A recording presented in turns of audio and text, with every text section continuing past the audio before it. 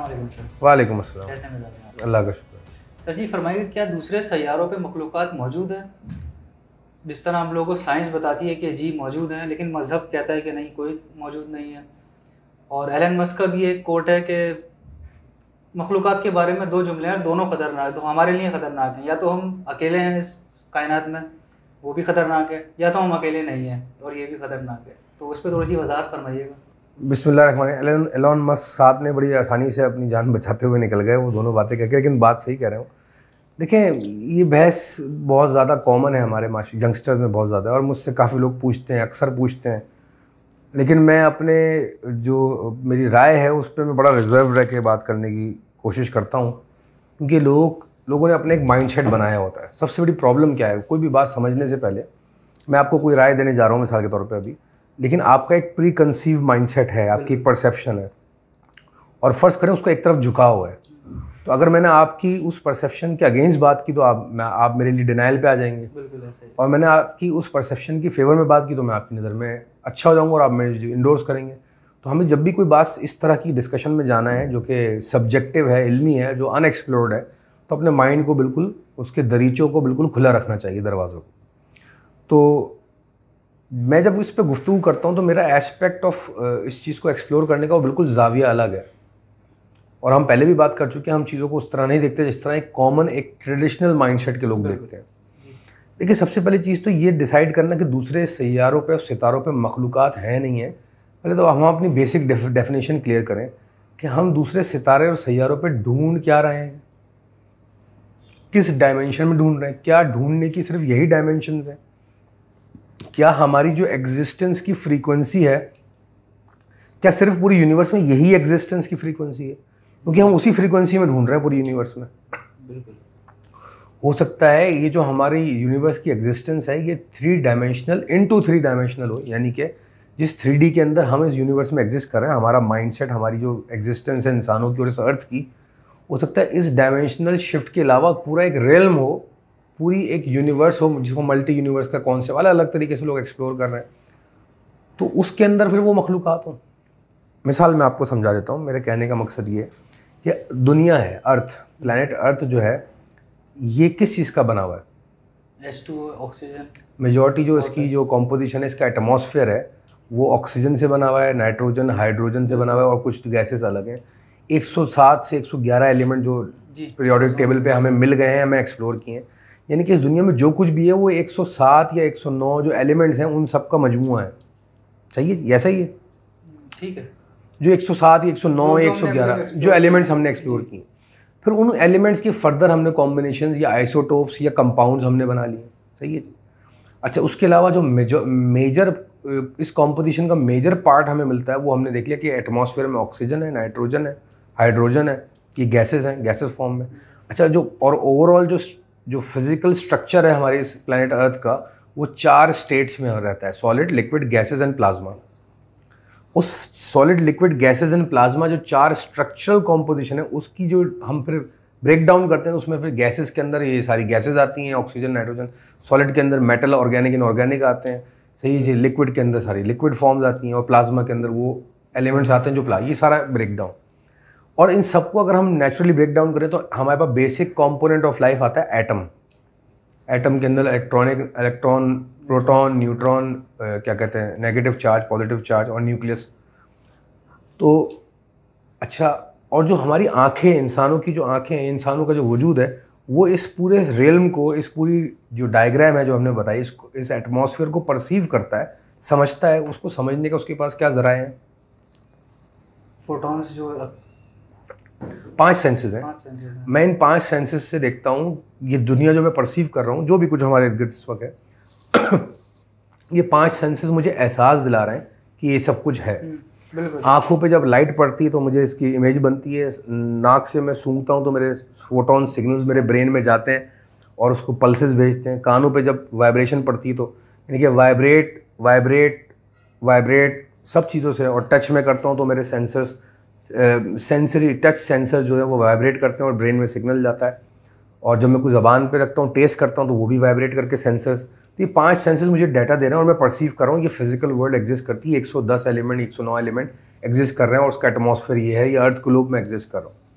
और इन्हीं 5 सेंसेस की जो फ्रीक्वेंसी, जो बैंडविड्थ है, जो देखने का समझने का दायरा, इन 5 सेंसेस की जो लिमिटेशन है, जो दायराकार है, उसी के अंदर रहते हुए मुझे प्लैनेट मार्स भी नज़र आ रहा है। लेकिन इन 5 सेंसेस की दायराकार के अंदर रहते हुए मुझे प्लैनेट मार्स जो है वो खाली नज़र आ रहा है, वहाँ पे कुछ नज़र नहीं आ रहा। अच्छा, अब ज़रा आप ये बताइए, प्लैनेट मार्स या वीनस के बारे में आप क्या जानते हैं? वीनस का जो एटमॉस्फेयर है वो सल्फ्यूरिक एसिड से भरा हुआ है, यानी कि जैसे हमारे प्लैनेट के अंदर पानी बरसता है, H2O बरसता है, वहाँ पे सल्फ्यूरिक एसिड बरसता है, सल्फर बरसता है। Sulphur is H2SO4। तो हाइड्रोजन सल्फेट हो जाएगा वो तो हाँ, सल्फ्यूरिक एसिड, सल्फर बरसता है। तो वो जो सल्फर बरस रहा है उसका एटमॉस्फेयर कैसा होगा? सल्फर। तो प्लैनेट अर्थ पे जो लाइफ सर्वाइव करती है, जो फिजिकल बॉडी सर्वाइव करती है, वो उसके लिए ये इन्वायरमेंट, ये एटमॉस्फेयर जो है ये फेवरेबल है। जो वाटर का एटमॉस्फेयर है, हाइड्रोजन, नाइट्रोजन, ऑक्सीजन का जो एटमॉस्फेयर है, ये फेवरेबल है इस बॉडी को सर्वाइव करने के लिए। अगर हम इसको रिवर्स कैलकुलेट करें, डिड्यूस करके देखें, तो कॉमन सेंस की बात है कि जो वीनस पे जो बॉडी सर्वाइव करेगी उसकी बॉडी की कॉम्पोजिशन क्या होगी? वो उसी हाँ एटमॉस्फेयर के रिलेटेड होगी। अच्छा, दूसरी बात, ये जो H2SO4, ये जो H2O की बॉडी है, वाटर रिटेंशन वाली बॉडी, 70% वाटर, और जो भी कॉम्पोजिशन हमारी बॉडी की है, जो भी मास हमारे पास मैटर है, ये बॉडी को जो सेंसेस अता हुए हैं, क्योंकि जो बॉडी है उसी के तवस्सुस से सेंसेस भी हैं हमारे, आँख, नाक, कान, और वही कुछ हम टेस्ट करके उसको समझते हैं, परसीव करते हैं। तो वीनस के अंदर जो सल्फर वाला एनवायरनमेंट होगा, उसकी बॉडी भी वैसे ही होगी, जो उस एनवायरनमेंट में रहती हुई चीज़ों को परसीव करेगी, टेस्ट करेगी, सेंस करेगी और अज्यूम करेगी, प्रिज्यूम करेगी। फ़र्ज़ करें ऐसा है कि कोई वीनस में ऐसी बॉडी वाली मखलूक़ात बसती है और वो उस डायमेंशन ऑफ अंडरस्टैंडिंग या परसेप्शन में रह रही है जो उस एटमॉस्फेयर और उस केमिकल कॉम्पोजिशन के मुताबिक है, तो उनको फिर वही चीज़ें नज़र आ रही होंगी। हमें डायमेंशनल शिफ्ट, मेरा कहने का मतलब ये कि डायमेंशनल शिफ्ट को परसीव करने का ताल्लुक आपका वो जो बॉडी है, जो सूट है, जिसमें रहते हुए आप चीज़ों को परसीव कर रहे हैं, उससे उसका बड़ा क्लोज रिलेशन है। इसकी मिसाल ऐसी है कि मैं अगर आपके आंखों पर इस वक्त पीले रंग का चश्मा लगा दूँ, आपको सब कुछ क्या नज़र आएगा? येलो नज़र आएगा। मैं अगर लाल चश्मा लगा दूँ, लाल नज़र आएगा, और मैं आपकी आंखों पे काला चश्मा लगा दूँ, बंद कर दूँ, उसको बिल्कुल ब्लॉक कर दूँ, कुछ नज़र नहीं आएगा। तो मुझे इस वक्त वीनस खाली इसलिए नज़र आ रहा है कि मेरी जो एग्जिस्टेंस की फ्रीक्वेंसी है, कॉम्पोजिट फ्रीक्वेंसी है मेरी, उसकी डोमेन में नहीं आती वो कॉम्पोजिट फ्रीक्वेंसी जो वीनस में एग्जिस्ट कर रही है। अच्छा, या वहाँ पे जो मखलूक एग्जिस्ट कर रही है। सर मतलब इसको इस तरह कहें कि हम लोग अभी अर्थ की स्टैंडर्ड फ्रीक्वेंसी पर हैं, हमें यूनिवर्सल परसीव करने के लिए यूनिवर्सल फ्रीक्वेंसी पे जाना पड़ेगा। वो तो बहुत बात की बात है। मैं तो अभी बड़ी छोटी मिसाल दे रहा हूँ कि अर्थ पे हमें क्यों वीनस खाली नज़र आ रहा है, और वीनस पे जो भी मखलूक़ात उस फ्रीक्वेंसी में बसती होगी उसको क्यों अर्थ खाली नज़र आ रही होगी। उनको अर्थ इसी तरह खाली नज़र आ रही होगी जिस तरह हमें वीनस या मार्स खाली नज़र आ रहा है।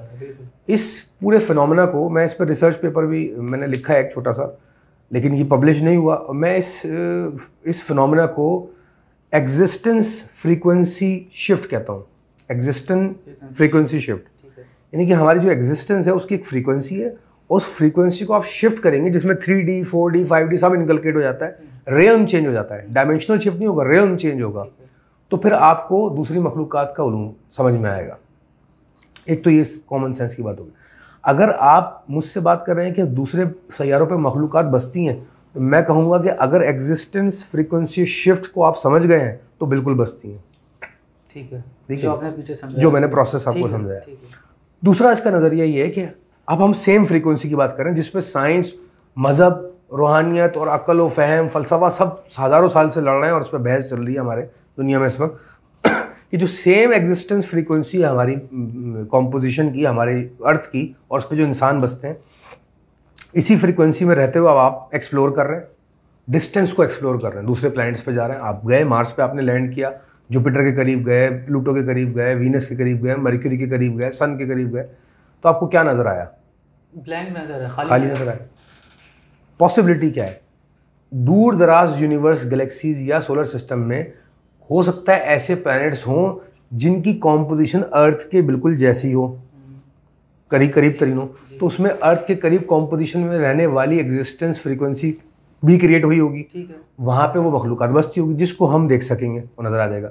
इसकी करीब तरीन मिसाल साइंस ने अभी रिसेंटली बोला, केपलर एक प्लैनेट उन्होंने दरियाफ्त किया जो बिल्कुल अर्थ जैसा दिख रहा है दूर से। मे बी वहाँ पे आपको मखलूक़ात मिल जाए या लाइफ फॉर्म मिल जाए।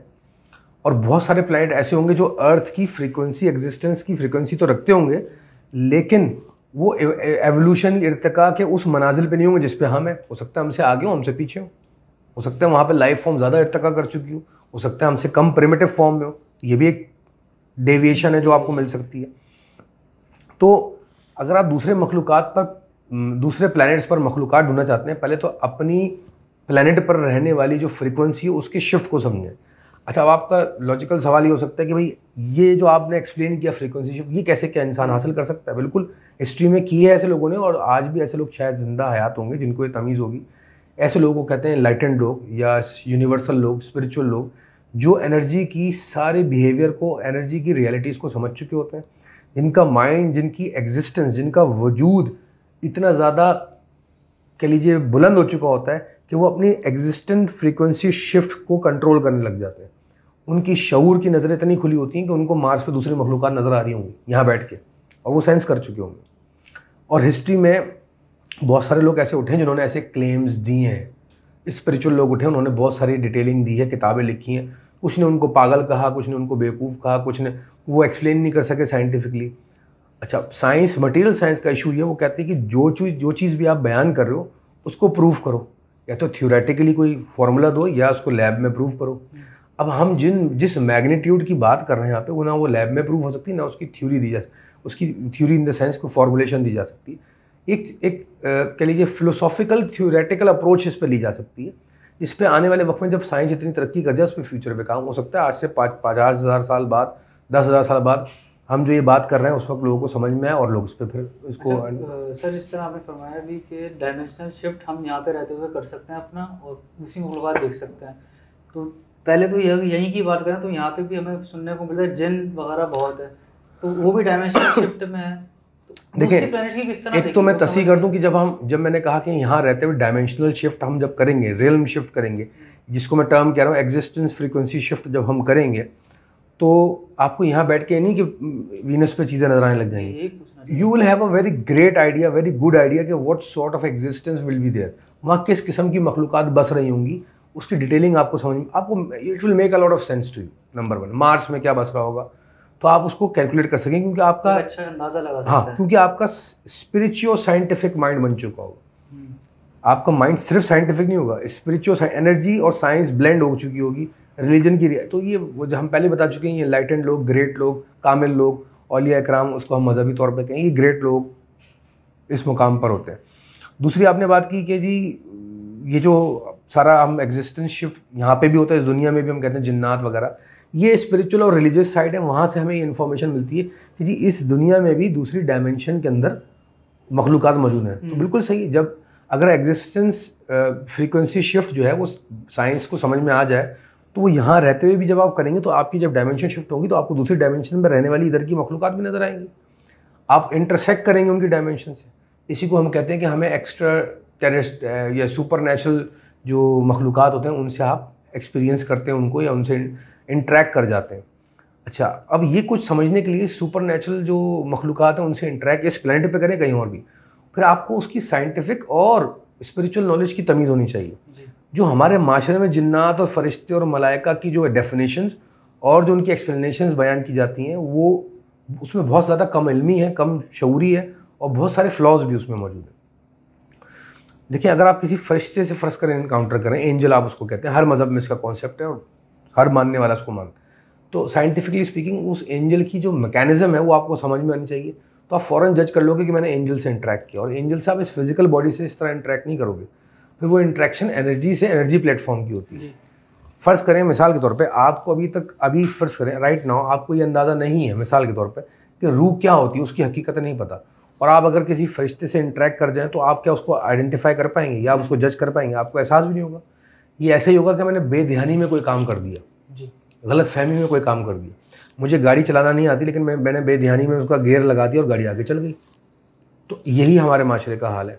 पहले हमें उन चीज़ों की तमीज़ समझ अच्छी तरह आ जाए, और जब हम उस मुकाम पे हो तो फिर जब उनसे इंटरेक्ट करेंगे हमें वो भी समझ में आ जाएगा वो क्या करते हैं, क्या नहीं करते और किस तरह इंटरेक्ट करते हैं और दूसरी मखलूक़ात किस तरह बिहेव करती हैं, उनके बिहेवियरल पैटर्न क्या हैं, और फिर ये सारी गुमराहियाँ या बदगुमानियाँ या जो हमें अभाम हुआ है वो सब क्लियर हो जाएगा। एक और सर मेरे ख्याल से शायद ये अगला टॉपिक ही हो जाएगा। एक सवाल आ रहा है ध्यान में कि जी जिस हम लोग एक दूसरे को परसीव कर रहे हैं कि आपकी फिजिकल बॉडी है, ये फिजिकल बॉडी, जो दूसरी डायमेंशंस की या दूसरी एनर्जीज़ हैं, क्या उनकी भी कोई बॉडी है या बज़ाहिर तौर पर सिर्फ एनर्जीज ही होती हैं, हम लोग बॉडी परसीव करते हैं? आपने सही फरमाया बासरी, पूरा एक टॉपिक ही हो जाएगा डिस्कशन, लेकिन हम इसको मुख्तसर किए देते हैं कि देखिए आपने कहा कि आप मुझे बैठ के परसीव कर रहे हैं मिसाल, मैं इसको इस तरह नहीं बोलता जुमले को, मैं कहूँगा कि आपकी जो एनर्जी है आपके अंदर, आपकी इस फिजिकल बॉडी में एनर्जी जिसको हम रूह कहते हैं, स्पिरिट कहते हैं, बेसिकली वो रूह मुझे परसीव कर रही है, लेकिन परसीव इस फिजिकल वर्ल्ड में करने के लिए जो टूल रिक्वायर्ड है वो है ये फिजिकल बॉडी है।